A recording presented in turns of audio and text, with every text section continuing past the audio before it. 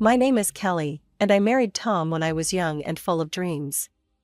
We'd been high school sweethearts, and I thought we'd be happy forever. My father, a successful businessman who owned a furniture factory, gave us a beautiful house as a wedding gift. 3 years after the wedding, our son Michael was born. As the years passed, I threw myself into being the perfect housewife and mother. I kept our home spotless, cooked gourmet meals, and made sure Michael had everything he needed. Tom's career as a sales manager wasn't progressing as quickly as he'd hoped. One night, he came home frustrated and angry. "Damn it, Kelly. I can't take this anymore. I'm busting my ass at work, and for what? Pennies." He slammed his fist on the kitchen table, making me jump. "What do you want me to do about it?" I asked, trying to keep my voice calm. Tom's eyes lit up. "Your father. He could give me a job at his factory. A senior position. You could talk to him, couldn't you?" I hesitated. My father had always been fair in his business dealings, and I didn't want to take advantage of our relationship. But seeing the desperation in Tom's eyes, I nodded. "Okay, I'll talk to him." The next day, I visited my father at his office. "Dad, I need to ask you something," I began nervously. "It's about Tom. He's not happy with his job, and I was wondering if you might have a position for him here at the factory?" After a long moment, my father nodded. "All right, I'll give him a shot. But he'll have to prove himself like anyone else." When I told Tom the news, he was ecstatic. He picked me up and spun me around the kitchen. "You're amazing, Kelly. This is going to change everything for us." And for a while, it did. Tom started earning more money, and our financial worries eased. But as one problem faded, another grew in its place: my relationship with Tom's mother, Helen. Helen was a force of nature, fiercely protective of her only son and openly disapproving of me. She'd drop by unannounced, criticize my housekeeping, and demand my constant attention. One afternoon, as I was trying to get dinner ready, Helen burst through the front door. "Kelly, I need you to take me shopping right now." I gritted my teeth. "Helen, I'm in the middle of cooking. Can it wait until tomorrow?" Her eyes narrowed. "Are you saying my needs aren't important? After all I've done for this family?" I bit back a retort, knowing it would only make things worse. "Of course not. Just give me a few minutes to finish up here."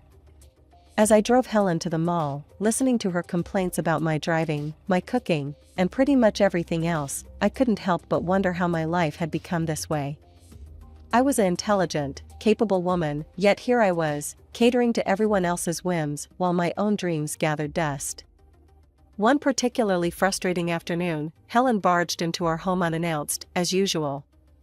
"Kelly," she called out, her voice grating on my already frayed nerves. "I'm hungry. Make me something to eat." Biting my tongue, I set aside the laundry and trudged to the kitchen. As I prepared a meal for Helen, she sat at the kitchen table, criticizing my every move. "You're using too much oil," she snapped. "And for heaven's sake, cut those vegetables smaller. Don't you know how to cook properly?" As I placed the finished meal in front of her, I hoped she'd eat quickly and leave. But to my dismay, she packed up all the food I'd prepared and stood up. "I'll be taking this with me," she announced. "I have bridge club tonight, and this will do nicely for snacks." I stared at her in disbelief. "But Helen, that was supposed to be our dinner." "Oh, you can always make more," she said, already heading for the door. "It's not like you have anything better to do with your time." As the door slammed behind her, I sank into a chair, feeling defeated. I glanced at the clock, realizing I now had less than an hour to prepare another meal before Tom got home from work. When Tom arrived, he found me frantically trying to get dinner on the table. "What's going on?" he asked, loosening his tie. "Why isn't dinner ready?" I explained what had happened with his mother, hoping for some understanding or support. Instead, Tom's face darkened. "Mom was here, and you didn't make her feel welcome?" he demanded. "Kelly, you know how important family is to me. You should have been more accommodating." Accommodating? I echoed, incredulous. Tom, she took our dinner. She treats me like a servant in my own home.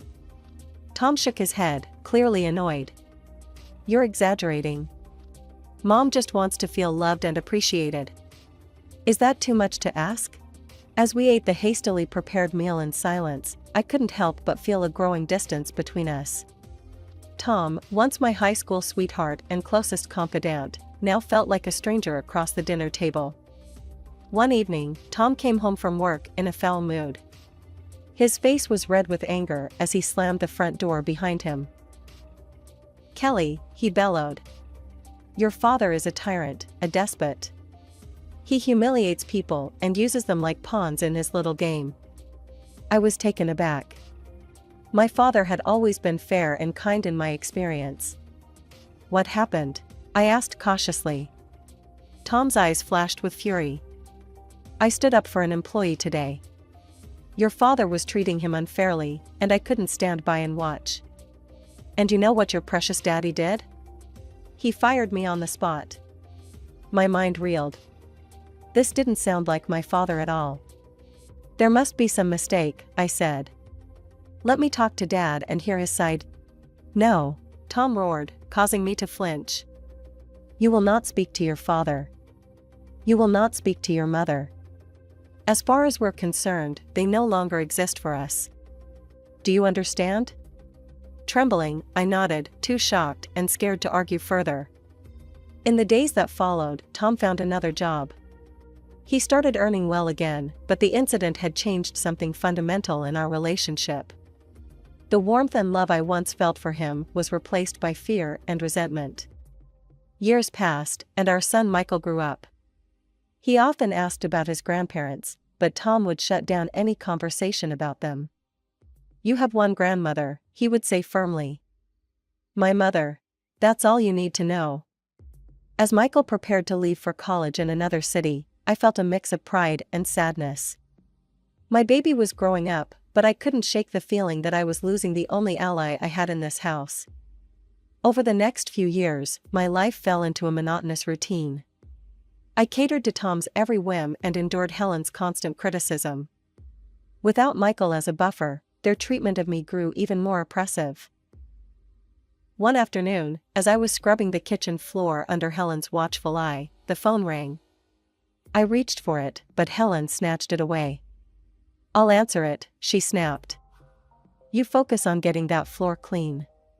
I can still see spots. I gritted my teeth and returned to my task, but I couldn't help overhearing Helen's side of the conversation. Yes, this is the residence of Kelly. Who? Her father? Helen's voice dripped with disdain. I'm sorry, but Kelly isn't available to speak with you. Please don't call again. My head snapped up. Wait. I called out, but Helen had already hung up the phone. That was your father, she said coldly. I told him not to contact you again. You should be thanking me for protecting this family from those toxic people. I felt a surge of anger and frustration. You had no right to do that, I said, my voice shaking. He's my father. I should have been allowed to speak to him. Helen's eyes narrowed. You ungrateful little. Just then, Tom walked in. What's going on here? He demanded. Helen immediately put on a hurt expression. Oh, Tom, your wife is being so disrespectful to me. After all I do for this family. Tom turned to me, his face dark with anger. Is this true, Kelly? Are you disrespecting my mother? I opened my mouth to explain, but the words wouldn't come. I realized with a sinking heart that it didn't matter what I said. Tom would always take Helen's side. A year passed since that fateful phone call from my father. Life continued its suffocating routine, with Tom and Helen's control over me growing tighter by the day. Then, on a crisp autumn morning, everything changed. The phone rang while I was preparing breakfast. Tom was in the shower, and Helen hadn't arrived for her daily inspection of my housekeeping. For once, I was able to answer without interference. Hello? I said tentatively. Kelly? Is that you? The voice on the other end was familiar, yet distant, my father's voice. Kelly, it's your mother. She's very ill. The doctors, they don't think she has much time left. She needs you. We both do. Just then, I heard the bathroom door open. Tom would be down any minute. I'll try, Dad. I promise I'll try, I whispered before quickly hanging up. When Tom entered the kitchen, I was fighting to compose myself. Who was that on the phone? He asked suspiciously. I took a deep breath.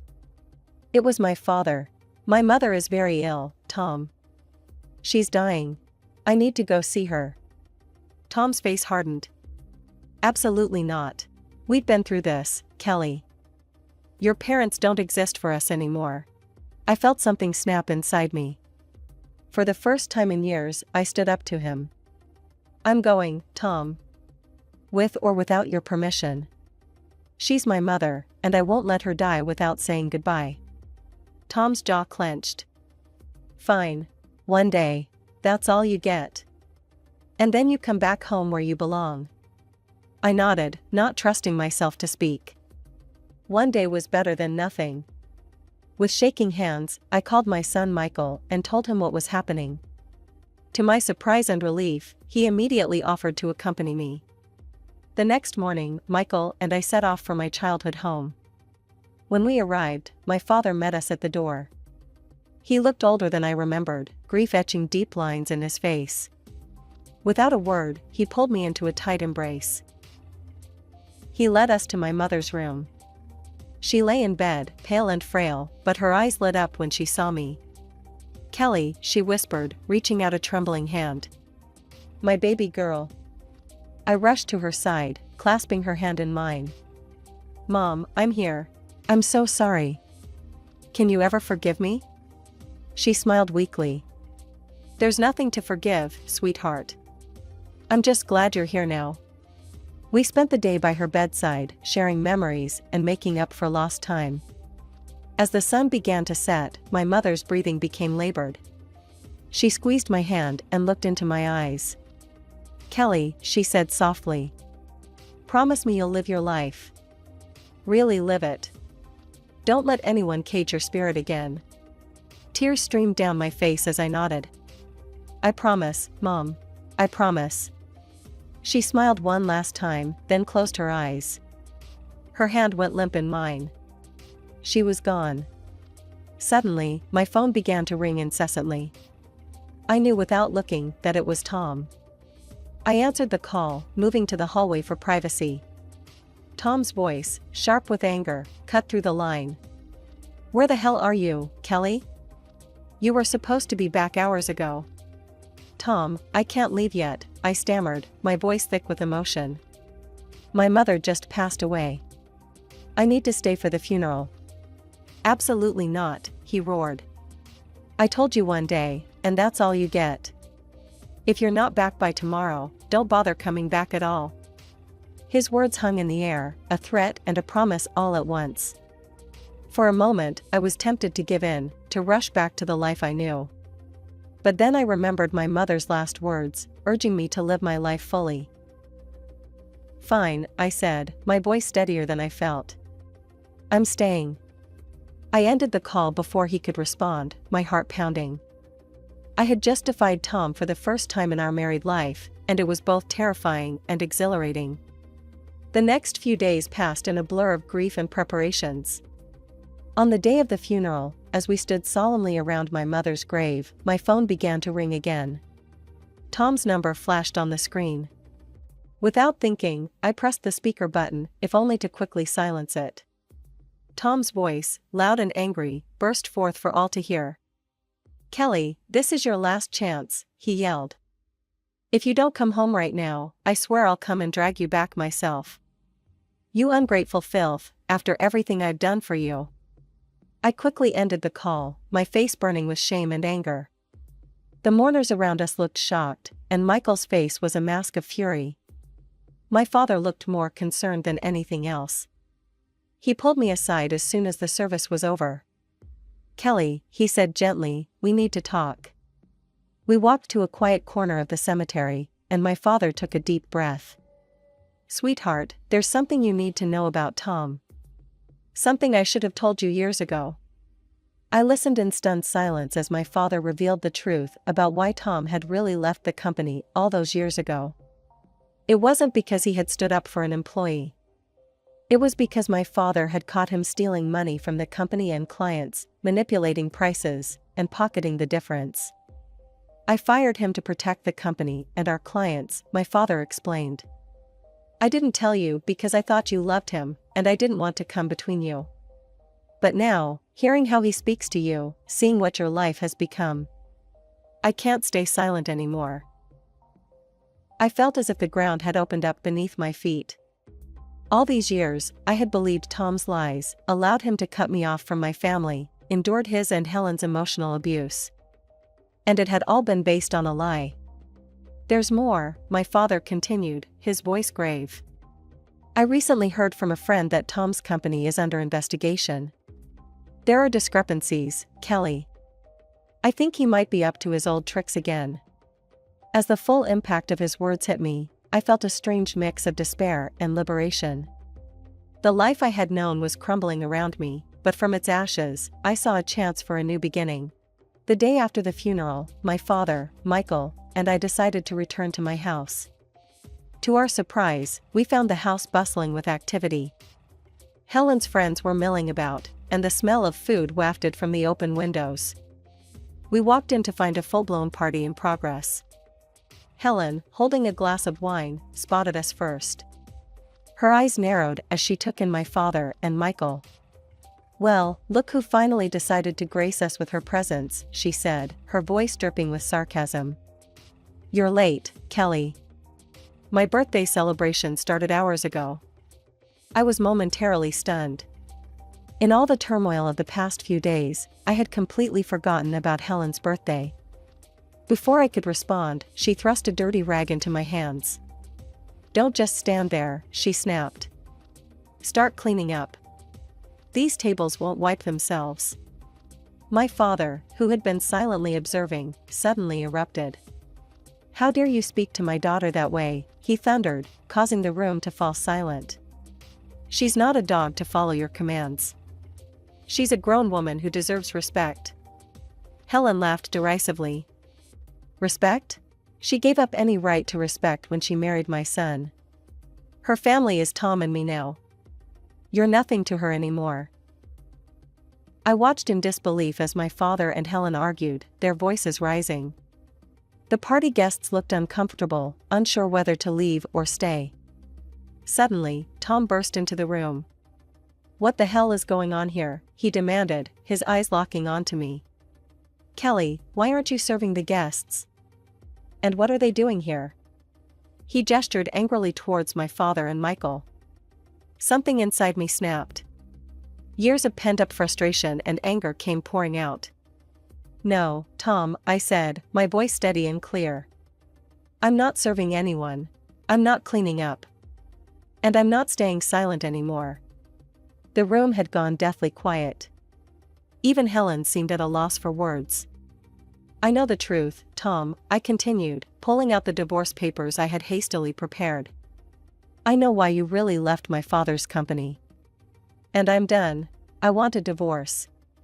For a moment, Tom looked like he might lunge at me. But then, perhaps realizing he was outnumbered, he deflated. "Fine," he snarled. "Take your divorce. But don't think you'll get a penny from me." I couldn't help but laugh. "This house is mine, Tom. My father gave it to us as a wedding gift, remember? You're the one who needs to leave." Tom and Helen left shortly after, shooting venomous glares our way. As the door closed behind them, I sank onto the couch, suddenly exhausted. Michael, who had been quietly observing everything, finally spoke up. "Mom, why didn't you tell me things were so bad?" "I'm sorry, Michael," I said. "I thought I was protecting you. But I realize now that I was just teaching you the wrong lessons about love and respect." In the weeks that followed, my life transformed dramatically. The divorce proceedings began, and I threw myself into rebuilding my life. My father, true to his word, stood by me every step of the way. One afternoon, as we sat in his study discussing the future, my father broached a subject I hadn't expected. "Kelly," he began, his voice gentle but serious, "I've been thinking. I'm not getting any younger, and the factory needs new blood. How would you feel about coming to work with me?" I blinked in surprise. "Me? But Dad, I don't know anything about running a business." He chuckled. "Neither did I when I started. You're smart, Kelly. You can learn. Besides, it's about time you had a chance to spread your wings." Over the next few months, I immersed myself in learning the business. My father was a patient teacher, guiding me through the intricacies of running a furniture factory. I discovered a passion for design and innovation that I never knew I had. Meanwhile, the divorce proceedings dragged on. Tom, true to form, fought me every step of the way. He contested the ownership of the house, and even attempted to turn Michael against me. In the end, justice prevailed. I was awarded the house and substantial financial compensation for years of emotional abuse. Tom, facing charges for his fraudulent activities, found himself deep in debt and unable to hold senior positions anymore. As for Helen, she faded into the background, her influence over my life finally broken. The last I heard, she had moved in with a distant relative, her social circle diminished after the truth about Tom came out. 3 years passed in what felt like a blink of an eye. Then, one sunny morning, my father called me into his office. His face was solemn as he gestured for me to sit. "Kelly," he said, his voice heavy with emotion, "I'm not well. The doctors, they don't think I have much time left." The world seemed to tilt on its axis. "Dad, no," I whispered, reaching for his hand. He squeezed my fingers gently. "It's okay, sweetheart. I've had a good life. And now, I can go knowing that you're strong, that you're free, that you'll be okay." Tears streamed down my face as he continued. "I'm leaving everything to you, Kelly. The business, the house, all of it. You've more than proven yourself. I know you'll take good care of it all." In the weeks that followed, we spent as much time together as possible. My father's condition deteriorated rapidly, but his spirit remained strong. He passed away peacefully in his sleep, leaving behind a legacy that I was now responsible for carrying forward. The news of my father's passing and my inheritance spread quickly through our small town. I was still adjusting to my new reality when an unexpected visitor arrived at my doorstep. It was a crisp autumn afternoon when I heard the doorbell ring. Opening the door, I was shocked to see Tom standing there, a bouquet of flowers in his hand and an apologetic look on his face. "Kelly," he said, his voice softer than I'd heard it in years. "I'm so sorry about your father. May I come in?" Warily, I stepped aside to let him enter. We stood in the foyer, an awkward silence hanging between us. Finally, Tom spoke. "I've been doing a lot of thinking, Kelly. About us, about our life together. I know I made mistakes, terrible mistakes. But I've changed. My mother, she passed away last month. She was the one who always came between us. Now, there's nothing stopping us from being happy together again." As I opened my mouth to respond, I heard the sound of a car pulling up in the driveway. A moment later, the front door opened, and a tall, distinguished-looking man walked in. "Kelly, darling, I'm home," he called out, then stopped short when he saw Tom. Tom looked between us, confusion and anger dawning on his face. "Who the hell is this?" he demanded. The man stepped forward, extending his hand to Tom. "I'm David, Kelly's husband. And you are?" Tom ignored the outstretched hand, his face contorting with rage. "Husband? What the hell, Kelly? You remarried? You traitor!" David's expression hardened. He stepped between Tom and me, his voice low and dangerous. "I suggest you leave now, and never speak to my wife that way again." Tom lunged forward, but David was quicker. He caught Tom by the arm and firmly escorted him to the door. "This is your only warning," David said calmly. "Stay away from Kelly. If you ever come near her or insult her again, you'll regret it." With that, he shut the door in Tom's face. As the sound of screeching tires faded away, David turned to me, his face softening with concern. "Are you okay, love?" I nodded, stepping into his embrace. "I'm fine. I'm just glad you're home." I looked up at him, a smile playing on my lips. "And I'm glad you waited for me after all these years." David chuckled, pressing a kiss to my forehead. "I've loved you since high school, Kelly. I would have waited forever if I had to." As we stood there in each other's arms, I marveled at how life had come full circle. David and I had been high school sweethearts before Tom came into the picture. After my divorce, we had reconnected, and our old feelings had blossomed anew. We'd married in a quiet ceremony 6 months ago, starting a new chapter in both our lives. Just then, my phone buzzed with a text. It was from Michael. "Mom, great news. Jessica's pregnant.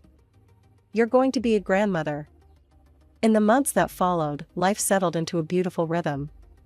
Michael and his wife Jessica moved back to our city, eager to be close to family as they prepared for their baby's arrival.